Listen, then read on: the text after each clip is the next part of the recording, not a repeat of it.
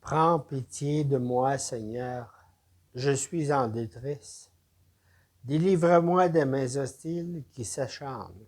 Seigneur, garde-moi d'être humilié, moi qui t'appelle. Au nom du Père et du Fils et du Saint-Esprit, Amen.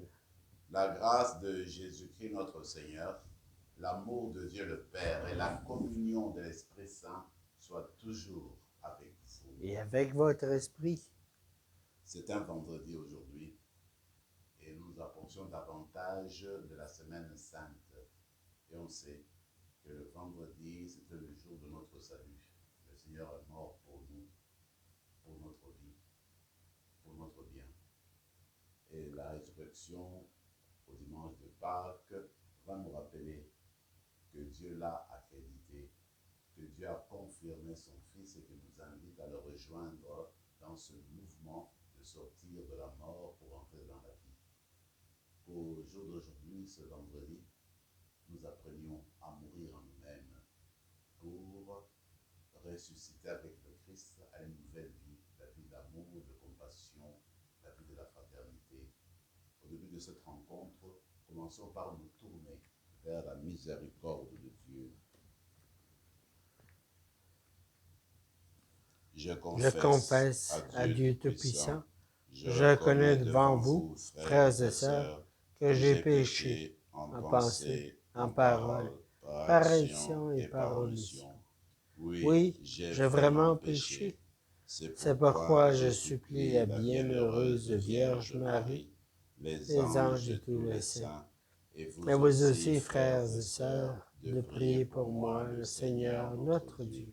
Que Dieu Tout-Puissant nous fasse miséricorde, qu'il nous pardonne nos péchés et nous conduise à la vie éternelle. Amen. Seigneur, prends pitié. Seigneur, prends pitié. Ô Christ, prends pitié. Ô Christ, prends pitié. Seigneur, prends pitié. Seigneur, prends pitié. Prions le Seigneur.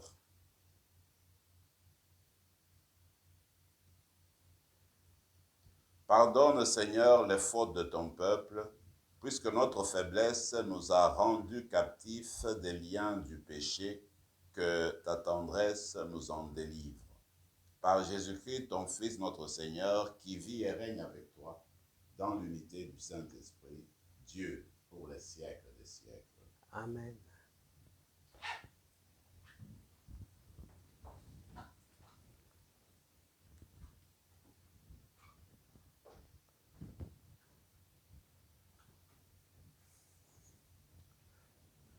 Du livre du prophète Jérémie. Moi, Jérémie, j'entends les calomnies de la foule. Dénoncez-le. Allons le dénoncer, celui-là, l'épouvante de tous côtés. Tous mes amis guettent mes faux pas. Ils disent, peut-être se laissera-t-il séduire. Nous réussirons et nous prendrons sur lui notre revanche. Mais le Seigneur est avec moi, tel un guerrier redoutable. Mes persécuteurs trébucheront, ils ne réussiront pas. Leur défaite les couvrira de honte, d'une confusion éternelle, inoubliable. Seigneur de l'univers, toi qui scrutes l'homme juste, toi qui vois les reins et les cœurs, fais-moi voir la revanche que tu leur infligeras, car c'est à toi que j'ai remis ma cause. Chantez le Seigneur, louez le Seigneur. Il a délivré le malheureux de la main des méchants.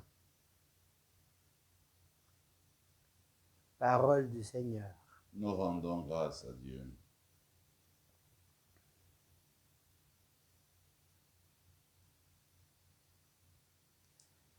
Dans mon angoisse, j'appelais le Seigneur. Il entend ma voix.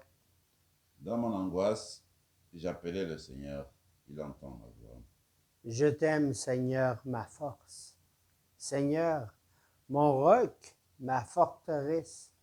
Dieu, mon libérateur, le rocher qui m'abrite, mon bouclier, mon phare, mon arme de victoire. Dans Dans mon mon angoisse, j'ai j'ai appelé appelé le le Seigneur. Seigneur. Il entend ma voix. voix. Louange à Dieu. Quand je fais appel au Seigneur, je suis sauvé de tous mes ennemis. Dans mon angoisse, j'ai appelé le Seigneur. Il entend ma voix. Les liens de la mort m'entouraient. Le torrent fatal m'emportait. Des liens infernaux m'entraînaient. J'étais pris au piège de la mort. Dans mon angoisse, je l'appelais le Seigneur. Il entend ma voix. Dans mon angoisse, j'ai appelé le Seigneur. Vers mon Dieu, je lançai un cri. De son temple, il entend ma voix. Mon cri parvient à ses oreilles. Dans mon angoisse, j'ai appelé le Seigneur. Il entend ma voix.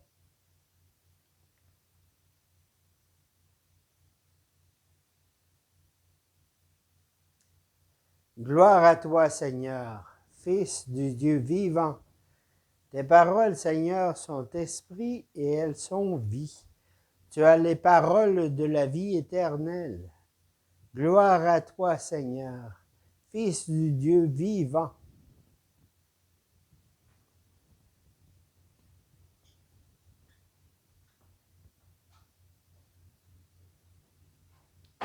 Le Seigneur soit avec vous. Et avec votre esprit. Évangile de Jésus-Christ selon saint Jean. Louange, gloire à toi, Seigneur.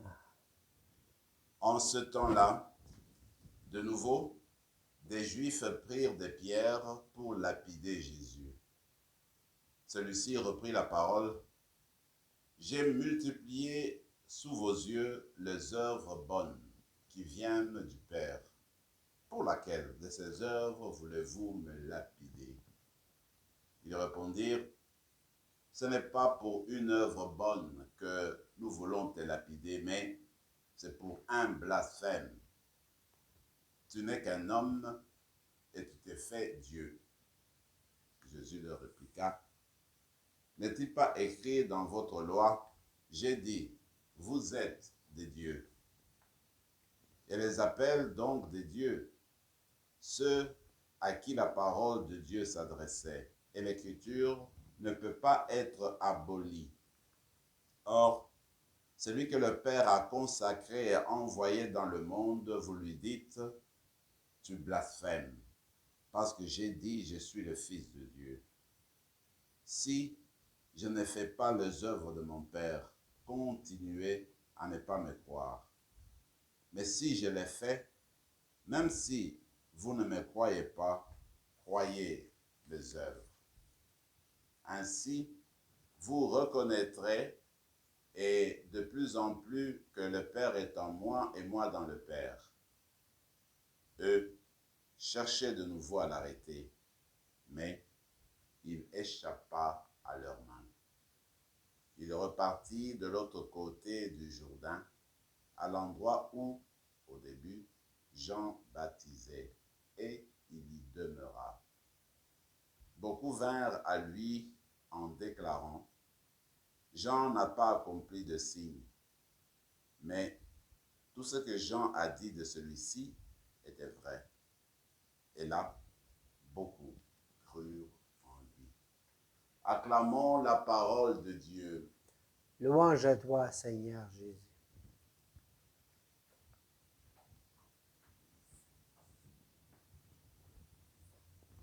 Jérémie est placé parmi ce qu'on appelle dans l'Ancien Testament, je veux dire, les grands prophètes. Il est parmi les grands prophètes. Et on sait que dans son histoire, il a prophétisé longtemps, en tout cas plus de 40 ans. C'est vrai que finalement, le peuple l'a surnommé le prophète de malheur. En réalité, ce que lui voulait, Jérémie, c'était appeler son peuple à la conversion, que son peuple réalise que s'il continuait sur la voie sur laquelle il était, eh bien, il allait à sa perdition. Alors, plusieurs fois, il est revenu pour inviter le peuple à revoir, à entrer en conscience, dans sa conscience, et à revoir sa position devant le Seigneur, à revenir à la fidélité à l'alliance. Mais le peuple ne l'entendait pas. Et dans ses prophéties, dans ses prédications, Jérémie a bien démontré que si le peuple s'éloigne de Dieu, eh bien, il ne trouvera pas, n'est-ce pas, la lumière. Ce sera les ténèbres, ce seront des problèmes, ce sont plusieurs défis à relever. Et c'est ce qui arrivait tout le temps. Ainsi, le peuple ne voulait plus entendre parler de Jérémie. Le peuple voulait se débarrasser de Jérémie. Le peuple voulait enlever la vie de Jérémie parce que finalement, il les cassait les oreilles. Il les invitait à revenir au Seigneur et eux ne voulaient pas de cette invitation-là. Bref, le peuple a tout fait pour éliminer Jérémie. Alors, ce qui est beau, c'est de voir, par exemple, dans l'extrait d'aujourd'hui, malgré cette adversité en solide, Jérémie place sa confiance en Dieu. Il se tourne vers Dieu et il sait que le Seigneur sonde le cœur, les reins. Le Seigneur connaît le cœur des justes. Alors Jérémie se place dans les mains de Dieu pour que le Seigneur se rappelle de lui, se souvienne de lui, pour que le Seigneur le soutienne durant ce moment difficile où il est opposé à ses ennemis. La tradition a très bien vu dans Jérémie une préfiguration du Christ. Le Christ, de son vivant, c'est vrai qu'il a connu l'adversité, il était tout le temps achalé par les opposants et qu'il voulait chaque fois trouver des situations qui créaient des situations pour le faire tomber et lui mettait des pièges, des bateaux dans le roue, comme on dit, pour, n'est-ce pas, l'humilier et le faire tomber. Dans les chants d'aujourd'hui, par exemple, le Seigneur arrive presque au bout, j'allais dire, parce qu'en fait, il leur dit, mais pourquoi est-ce que vous ne croyez pas en moi? Je vous dis que je suis fils de Dieu. Si vous ne voulez même pas croire en moi, croyez en mes œuvres, regardez mes œuvres, regardez ce que je fais. Parce que derrière les œuvres, se profile le Père, se profile Dieu. Le Seigneur les insiste, regardez, c'est d'accomplir.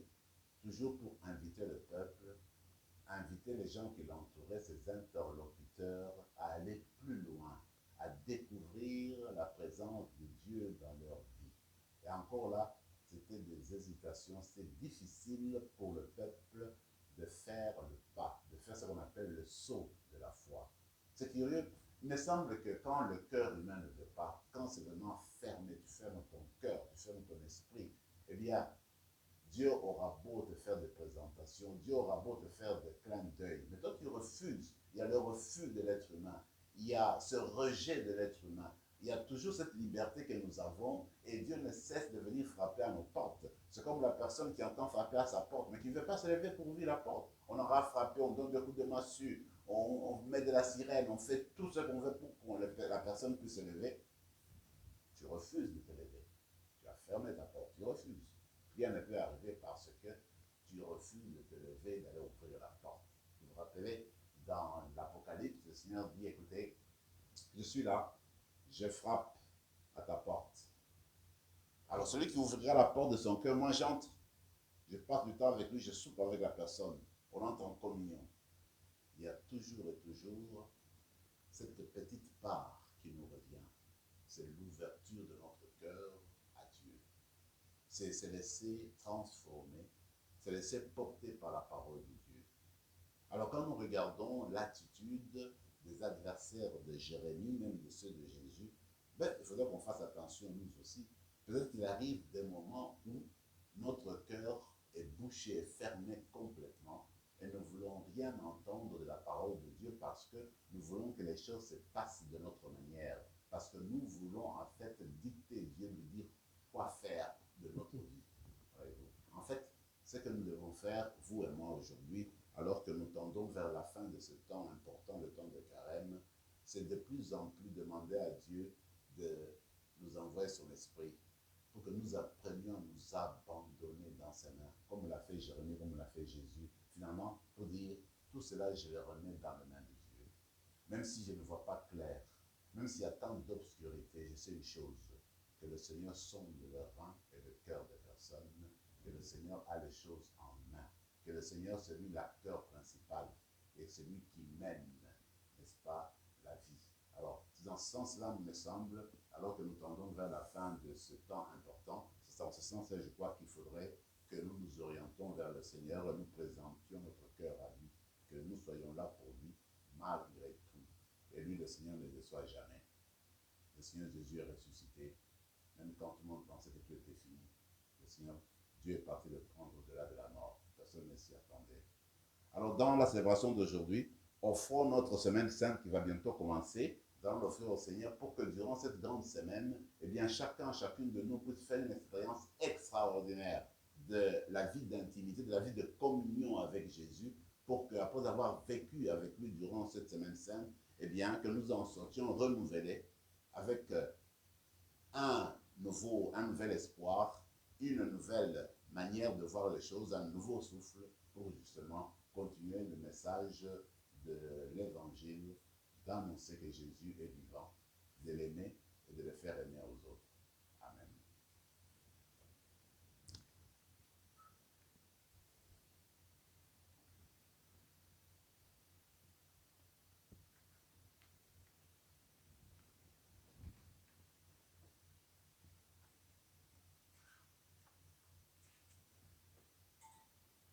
Tu es béni, Seigneur, Dieu de l'univers. Nous avons reçu de ta bonté le pain que nous te présentons, fruit de la terre et du travail des hommes et des femmes. Il deviendra pour nous le pain de la vie.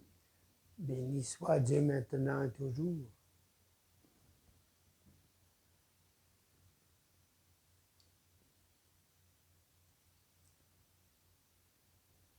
C'est au Seigneur le vin pour le sacrement de l'Alliance.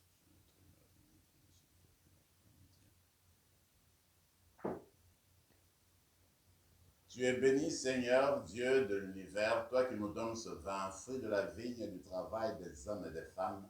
Nous te le présentons, il deviendra le vin du royaume éternel. Béni soit Dieu maintenant et toujours. Un des apports, nous te supplions, Seigneur, accueille-nous pour notre sacrifice en ce jour.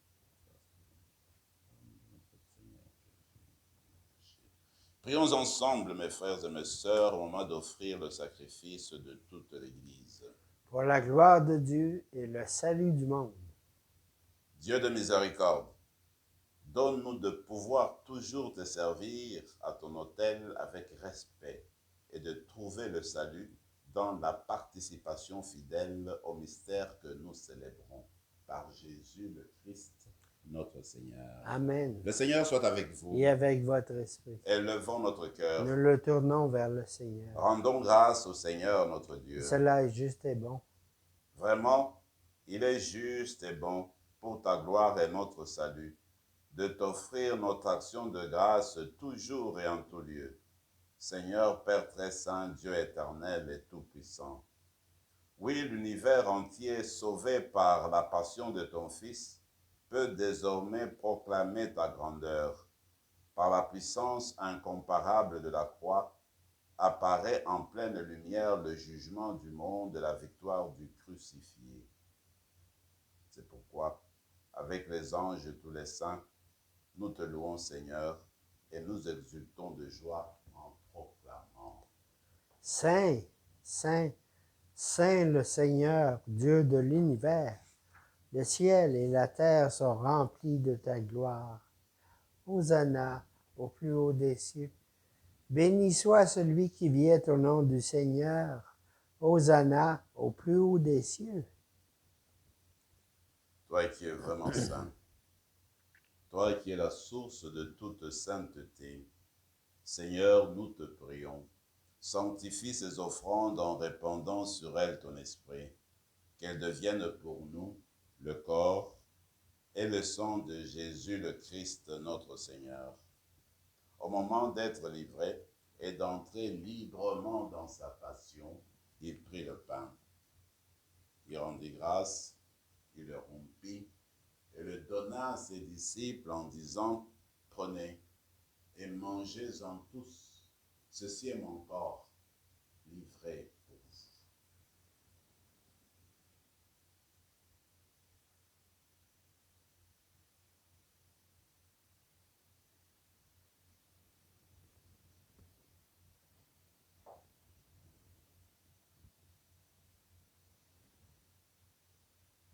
De même, après le repas, il prit la coupe. De nouveau, il rendit grâce et la donna à ses disciples en disant, « Prenez et buvez-en tous, car ceci est la coupe de mon sang, le sang de l'alliance nouvelle et éternelle, qui sera versé pour vous et pour la multitude en rémission des péchés. Vous ferez cela en mémoire de moi.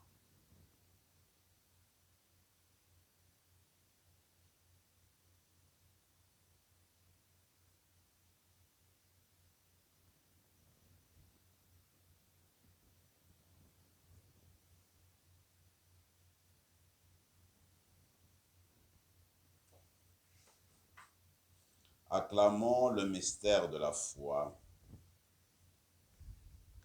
Quand nous mangeons ce pain et buvons à cette coupe, nous annonçons ta mort, Seigneur ressuscité, et nous attendons que tu viennes. En faisant mémoire de la mort et de la résurrection de ton Fils, nous t'offrons, Seigneur, le pain de la vie et la coupe du salut. Et nous te rendons grâce, car tu nous as estimés dignes de nous tenir devant toi pour te servir. Humblement, nous te demandons qu'en ayant part au corps et au sang du Christ, nous soyons rassemblés par l'Esprit Saint en un seul corps. Souviens-toi, Seigneur, de ton Église répandue à travers le monde. Fais-la grandir dans ta charité, en union avec le pape François, notre évêque Marcel, et tous les évêques, les prêtres et les diacres. Souviens-toi aussi de nos frères et sœurs qui se sont endormis dans l'espérance de la résurrection. Souviens-toi, dans ta miséricorde, de tous les défunts, accueille-les dans la lumière de ton visage. Sur nous tous enfin, nous qui approchons de la semaine sainte, nous implorons ta bonté. Permets qu'avec la Vierge Marie, la bienheureuse Mère de Dieu, avec Saint Joseph, son époux, les apôtres, tous les saints qui ont fait ta joie au long des âges, nous ayons part à la vie éternelle et que nous chantions ta louange et ta gloire par ton Fils Jésus le Christ. Car c'est à toi Par lui, avec lui et en lui, à toi Dieu le Père Tout-Puissant, dans l'unité du Saint-Esprit, tout honneur et toute gloire pour les siècles des siècles. Amen. Comme nous l'avons appris du Sauveur et selon son commandement, nous osons dire: Notre Père qui es aux cieux, que ton nom soit sanctifié, que ton règne vienne, que ta volonté soit faite sur la terre comme au ciel. Donne-nous aujourd'hui notre pain de ce jour. Pardonne-nous nos offenses comme nous pardonnons aussi à ceux qui nous ont offensés. Ne nous laisse pas entrer en tentation, mais délivre-nous du mal.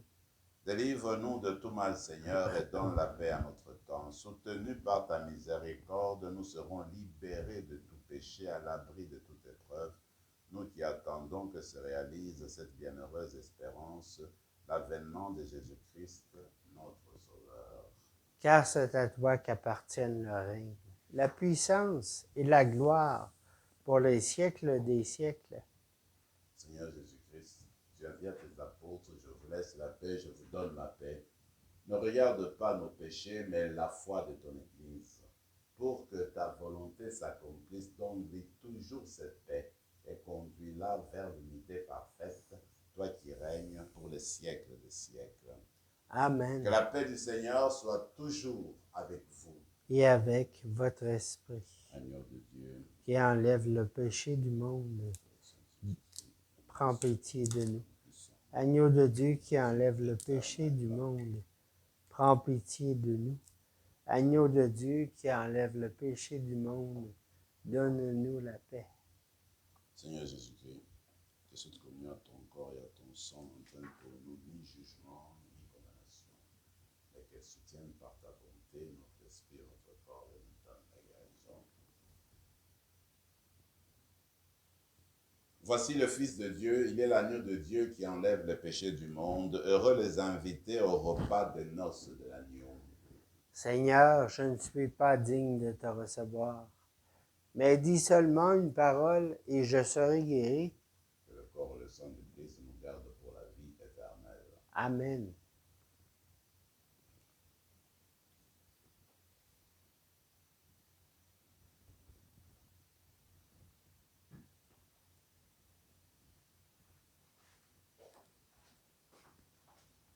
Jésus-Christ. Amen.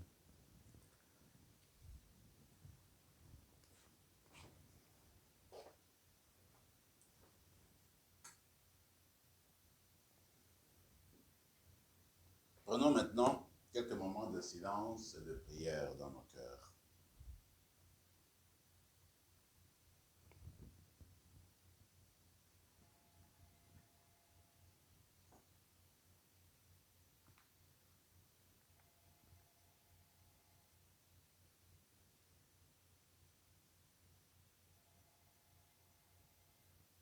Jésus a porté nos péchés dans son corps sur le bois, afin que nous, morts à nos péchés, nous vivions pour la justice. Par ses blessures, nous sommes guéris. Prions encore le Seigneur. Donne-nous, Seigneur, de trouver dans la communion à ce sacrifice